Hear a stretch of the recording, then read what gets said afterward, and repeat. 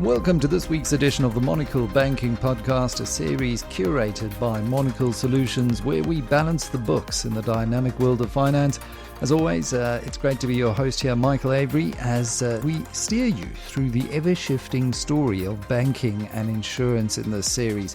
Now, so far, this bank earnings season has showed that the interest rate cycle is starting to plateau and turn on the banks as bad debts mount. We see a combined headline earnings growth of 13.8% against FY22 to 113.2 billion rand, a combined ROE of 17.6%. That's up from 17.1 in FY22 as well. And the net interest margin of 458 bips is again an improvement of what we saw in FY22 of 430 bips, and that cost to income ratio of 52.2% is heading in the right direction, coming down from 53% in the prior period. Now, despite all of this, there's obviously some concern around the future because of the tepid economy in which most South African banks operate, and also domestically a very important election this year.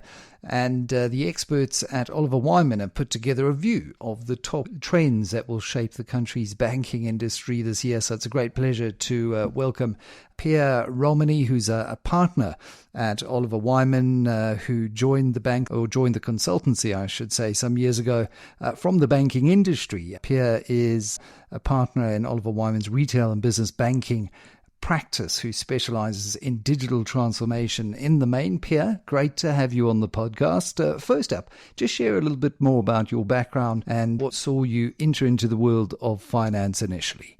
Thanks, Michael, for having me today. So I've been working in finance for about 20 years now, roaming the African continent, started off in banking in Southern Africa and then joined consulting.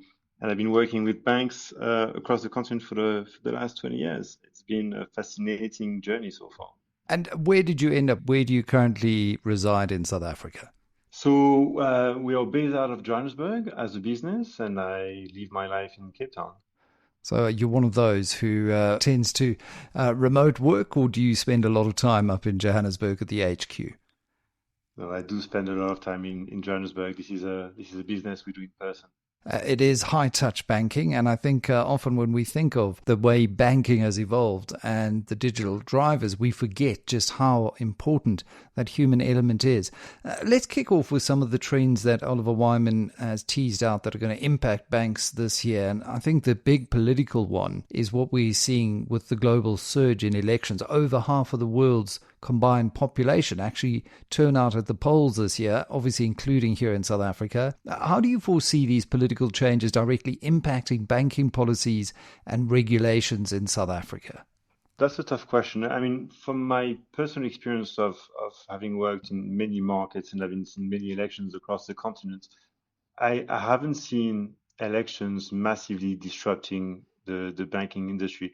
And what we do see is the impact of uncertainty in the future impacting the banking sector. And that often comes with elections, right? No one's got a crystal ball. No one can anticipate the outcomes of these elections. But with uncertainty, consumers will spend less, will likely borrow less, and this will have an impact on the banks. One additional impact that the banks will need to deal with in 2024. Is there anything in history that might guide where election outcomes have significantly altered the banking landscape, if you were to look back into your toolbox of historical precedents? Look, I can't think of anything major. I mean, on the continent, I have seen, I think it was the early 2010s, so probably 15 years ago. So there was a big shakeup of the banking industry in Nigeria with a new central bank governor, and I did shake up the industry. In the case of SA, the central bank governor has just been reconducted for another 5 years, which will guarantee some stability for the industry. Yeah, that is very welcome news, despite the fact that he does have a inner hawk and a hawkish tendency. I think that's academic, really. What he has certainly brought to the Reserve Bank is absolute independence and stability over the last 10 years, so we can look forward to another 5 years of that. When it comes to interest rate fluctuations, given the anticipation of a decrease in interest rates in the latter half of the year, how should banks prepare to adjust their strategies? I think banks are definitely preparing for these lower interest rates. They've enjoyed a lot of tailwinds over the last year or so, and they're preparing for those headwinds. And I think there are two main things that banks are currently thinking about. Number one is a massive focus on cost management. The increased revenues of the last year or so have absorbed a lot of those cost increases, which are now coming to the forefront of discussions with investors, with boards. So they will need to manage the cost growth over this year. The second focus is going to be on non-interest rate revenue, with a big focus on transactional banking. When we look at that focus on revenues on transactional banking, I mean, how does this align with global monetary trends, considering the current economic climate that we see out there? Just this morning, as we're having this chat, the Bank of Japan hiking rates for the first time in 17 years since the global financial crisis. We haven't seen an adjustment from the Bank of Japan. It feels like living through an epochal change. Yes, I mean, different markets are dealing with different market conditions, but I do think in many markets we are seeing a decrease in rates, and the banking agenda is fairly similar. And the banking industry is dominated by large incumbents whose costs are rising, and they will need to manage this. And again, I think we're also seeing a lot of different players, innovating players around non-interest revenues from banks who are trying to build that revenue streams for some years now in preparation of those lower rates. Now, if we look at those interest rate dynamics, if you look at the net interest margins versus the impairment rates, can you just elaborate on the balancing act that banks need to perform between enjoying higher net interest margins and managing those elevated impairment rates as the risk of default rises, as consumers and businesses come under more pressure? What are the innovative strategies that banks might employ to mitigate these challenges? I think it's not the first time that banks have to deal with those challenges. I'm not sure there are any revolutionary strategies here. I think it's solid banking first of all. I mean, number one, control your losses with better credit scoring and portfolio management. This is the 101. Banks have been working on this for decades and keep improving on this point. And I think reshaping the lending book to focus slightly less on the higher margin unsecured loans like personal loans and credit cards, and focus more on the kind of slightly lower margin products, secured lending such as home loans, right? So they kind of need to shift the book to lower risk products and really focus on credit engines. Yeah, and as you say, these are not cycles that the banks will be unfamiliar with. This is the normal cycle of banking. Staying with non-performing loans, it has come up in the local earnings round that the expectations are of rising NPLs. What are the specific internal transformations that you foresee banks prioritizing to deal with this issue? And then how do alternative revenue streams then play into the strategy that you were speaking to earlier? So, in regards to NPLs, I mean, banks have been dealing with NPLs since ever. So I don't expect any major transformations there. I do expect more investments in dealing with those NPLs in terms of early warning systems, better collection capabilities. But overall, there are some hits that they will need to take, and they will need to be absorbed by other sources of revenues. If they're not coming from interest revenues, they will need to come from alternate revenues to soften the blow from those credit losses.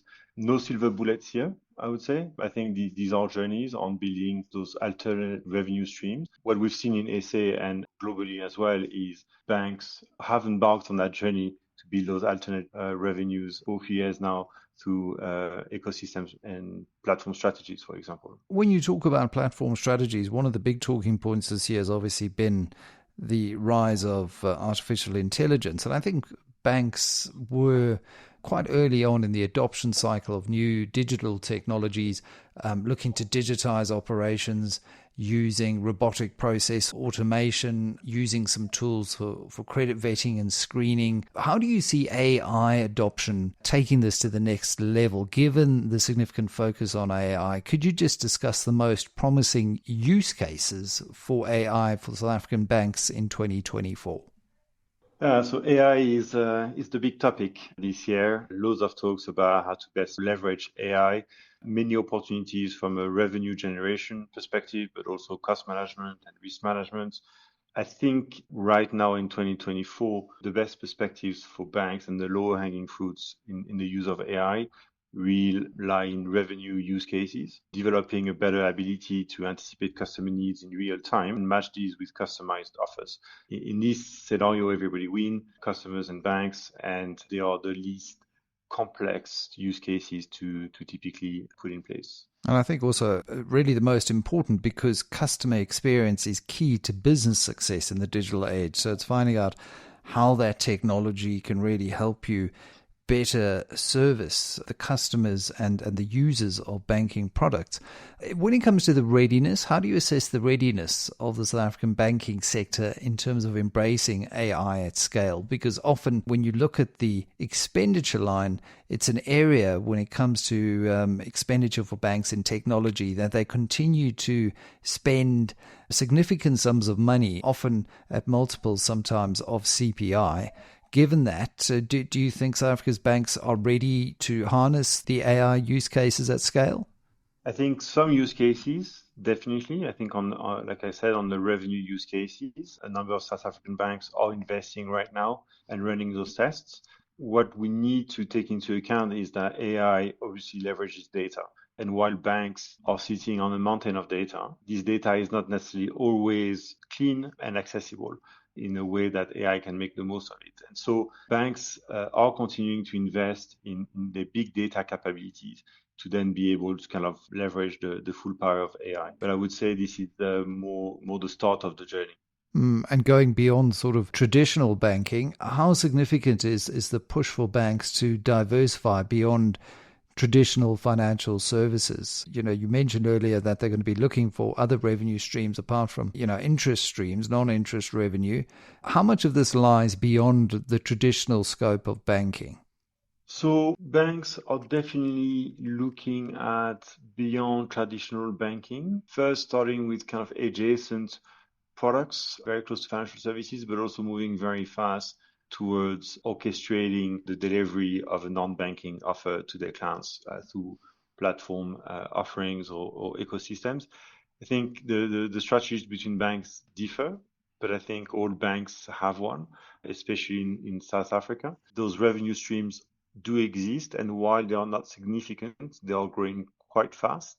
And I would expect over the years to come, these revenue streams will become a sizable one, able to absorb some shocks in the industry. But if you look at this, often banks talk about a partnership, they talk about an ecosystem approach, but the numbers seem to indicate that they're not doing something right here, because only 6% of banks partnering with fintechs have actually achieved their desired return on investment.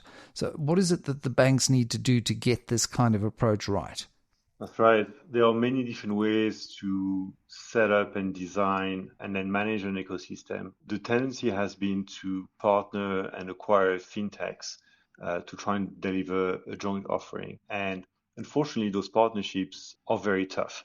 And they haven't had the capability and the muscle to really manage those partnerships, and many of them have failed. So the partnership muscle is a capability that needs to be built and developed and can't be taken for granted, as we've seen from past partnerships. However, delivering kind of beyond banking offering doesn't have to go through these traditional partnerships. They can go through the orchestration of an ecosystem and a platform by basically establishing the links between the consumers and all the merchants in one ecosystem. Do you have any examples of South African banks that are successfully implementing ecosystem propositions?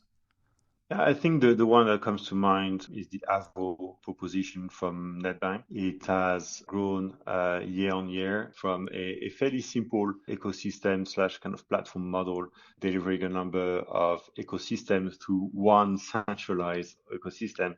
And what the bank does is orchestrate the transactions between merchants and consumers, powered by some financial services products. And that has worked quite well so far. It's getting some traction in the market.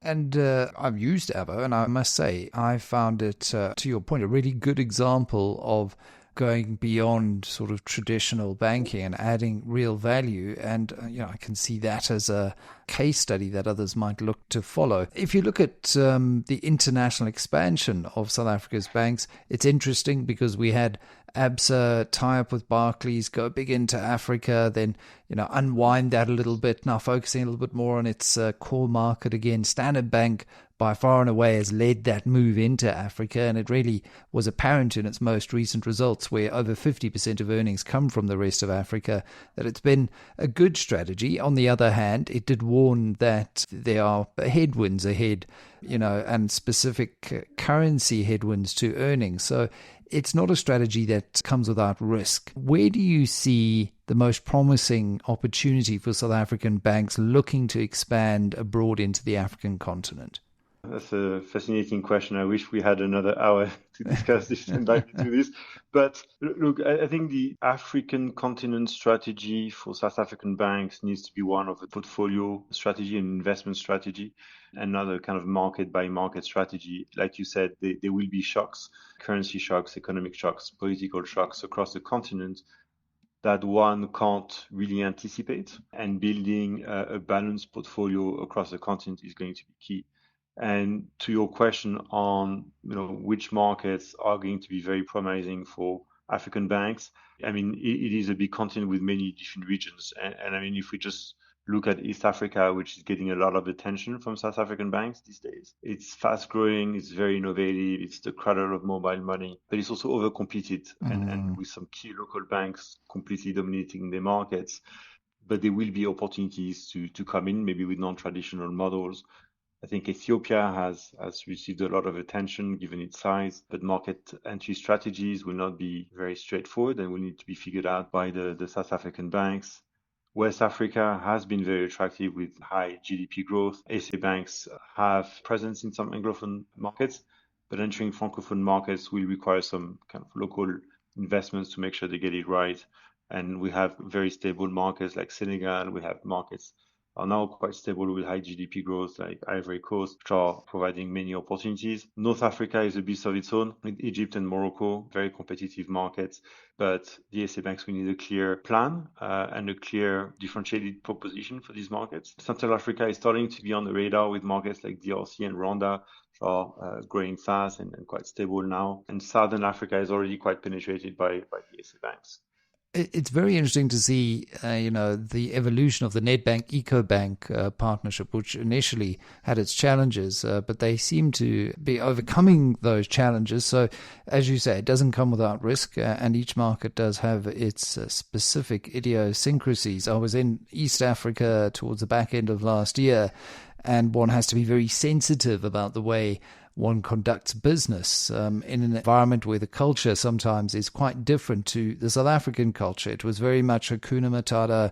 We'll get there. There was no rush around certain meetings, and some of the South African delegation that I was part of grew a little bit frustrated with that approach and appeared to come across as maybe a little too heavy-handed, maybe arrogant. And again, one has to understand the cultural nuances in these markets in which you're operating. When it comes to the user experience and digital transformation, and I think a big thing that banks want to do is try and redefine that user experience. How are South African banks planning to overhaul their digital UX to match the standards that have been set really by the global tech giants and some of the local digital players? So I think if we sum up the standards that have been set by those global tech giants, I'll summarize it in simplicity, right? So simplicity is really what we get from those tech giants. And this is the driver for the overall on user experience that banks are planning. It is a challenge for the incumbents. They are dealing with quite an exhaustive and a complex offering and legacy technology.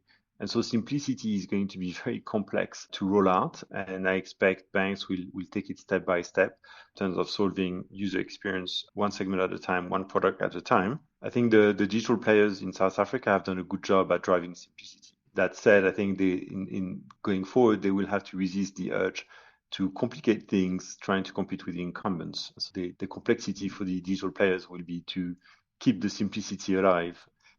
It's very difficult to do when you're often dealing with legacy systems, as we know in the banking industry, often referred to as spaghetti systems, IT stacks that were built on COBOL back in the 80s, now integrating with far more nascent and efficient digital technology.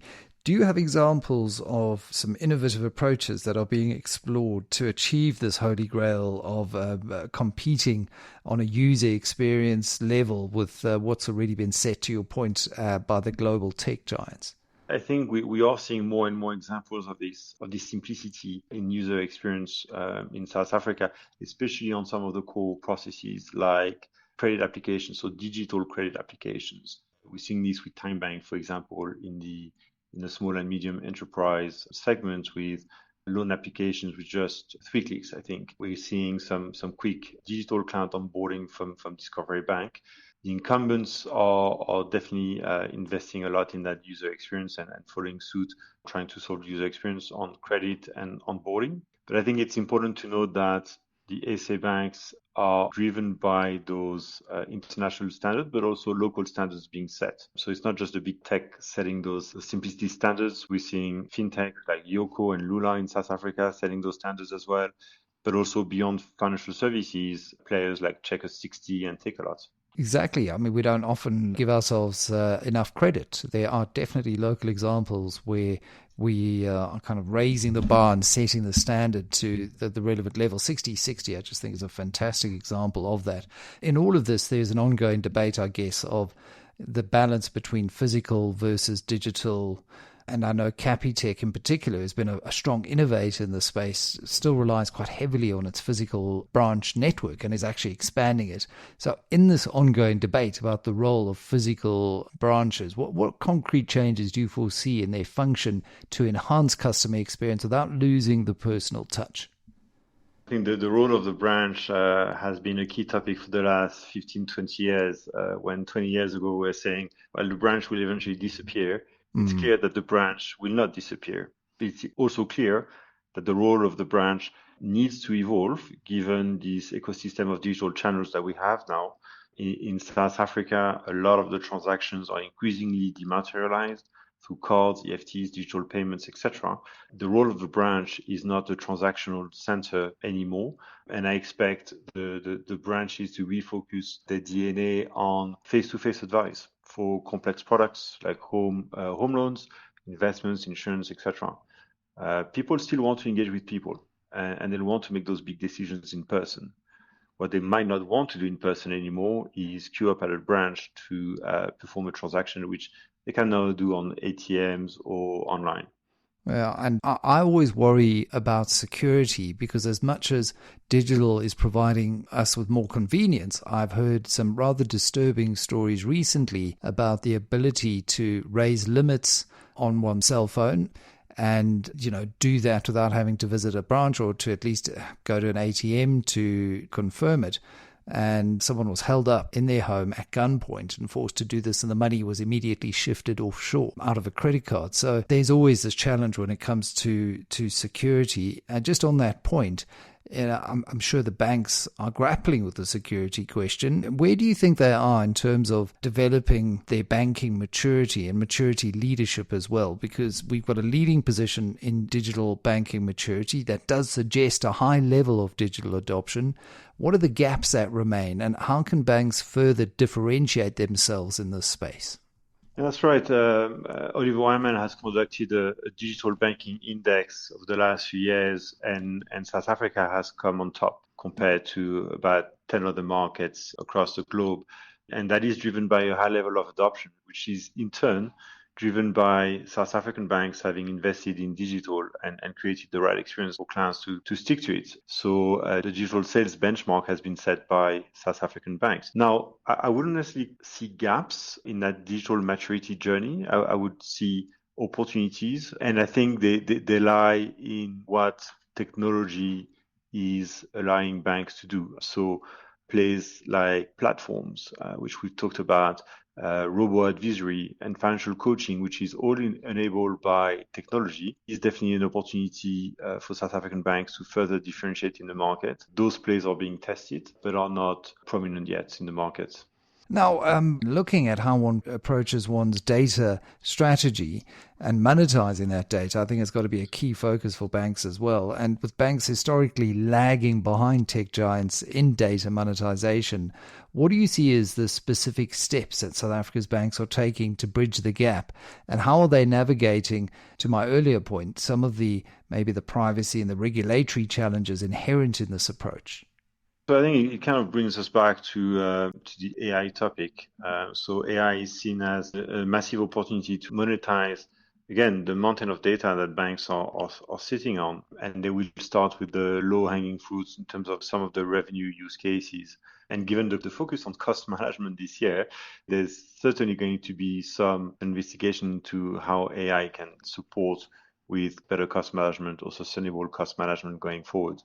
The one concern I have, though, is a generational concern when it comes to how banks engage Gen Z. And we see it with the rise of cryptocurrencies. There seems to be a generational mistrust of banks. And I wonder if it's a blind spot for the banks, considering the assertion that there's been more talk than action in appealing to Gen Z. What tangible strategies should banks adopt to capture and retain this younger demographic? I think this is a great question, and everybody will be looking for the right answers. But I think Gen Z, compared to the previous generations we've had in the past, is extremely different in the way that they consume products and engage very differently from what we've seen before.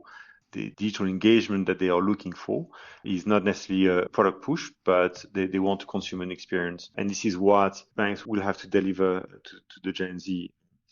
They'll be looking at sweating the data they have to better understand these segments, but also the data won't give you all the answers. So they'll have to engage quite a bit with Gen Z by creating those platforms to be able to engage with youth. There was a great insert that I was watching with Michael Burry of The Big Short about how you went about, selling investment propositions. And you've got to start by asking questions. You've got to understand what it is. What are the pain points that you're looking to solve for someone before you can sell them anything? So I think in that engagement, banks will be able to find what it is that holy grail of a value proposition is that they can hopefully solve for, be it maybe getting on to the property ladder or some other, maybe it's student debt, some other strategy that this generation is certainly grappling with more than previous generations. Just, Pierre, as we're running towards the end of our time together, based on these insights, what is the one piece of advice that you would give to leaders of South African banks as they navigate the year ahead?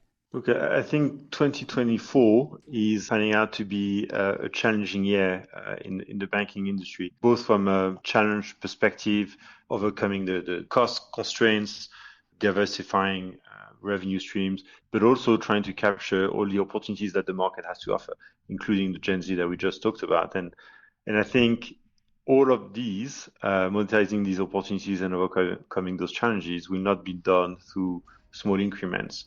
And banks will need to be bold in the moves they take this year. I expect there will be some winners and losers based on how aggressive banks will be in tackling those challenges and opportunities. Well, that is the bottom line, that if you're not looking for those aggressively, then you might end up on the losing side, which is not where the banks want to find themselves. Pierre, thank you very much for your time and for sharing those superb insights and that frankness. It's been a pleasure having you on the podcast.